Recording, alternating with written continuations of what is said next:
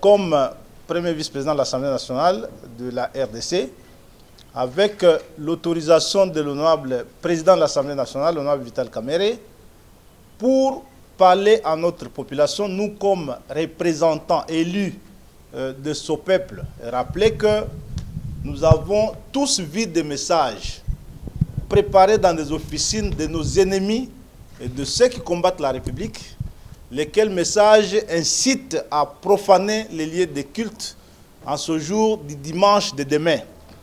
Je rappelle que ces messages sont des messages des ennemis. Nous, ici au Congo, nous sommes un État démocratique. Nous sommes un État où les libertés s'exercent pleinement. Et l'une de ces libertés, c'est la liberté de culte. Parce que nous sommes un État laïque, chacun peut se livrer à cet exercice comme il le veut, comme il ne le veut pas, il peut s'abstenir.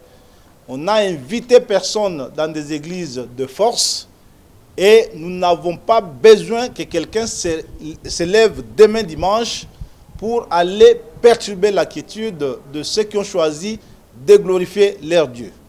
Et cela concerne toutes nos églises, l'église catholique, les églises protestantes autant, l'islam, les églises de réveil. Parce que le droit à la différence est l'un de nos droits consacrés. Il est autant consacré par notre Constitution. La tolérance, elle est une règle d'or dans la démocratie. Et donc, il faut que demain, tous ces gens qui lancent ces messages les arrêtent dès ce soir et que nous insistons auprès de notre population que chacun se rende à sa prière. Comme d'habitude, je le ferai autant demain matin. Je vais prier, je vais aller à ma messe du matin et que notre population doit rester vigilante pour que tout celui qui tenterait de perturber la quiétude des lieux de culte soit interpellé, jugé et condamné sévèrement. Et cela vaut autant pour le respect dû aux serviteurs de Dieu, qu'ils soient catholiques, protestants et autres. Nous refusons donc d'exprimer nos différences par la violence. Et ce que j'ai dit est aussi la culture de notre président de la République, issu de l'UDPS, ce parti qui reste la seule force représentative de ce pays à ne jamais tenter l'aventure des armes et de la violence pour accéder au pouvoir. Et donc, il n'est pas de notre ADN et de notre culture de recourir à la violence pour exprimer nos différences et nos mécontentements lorsqu'il y en a.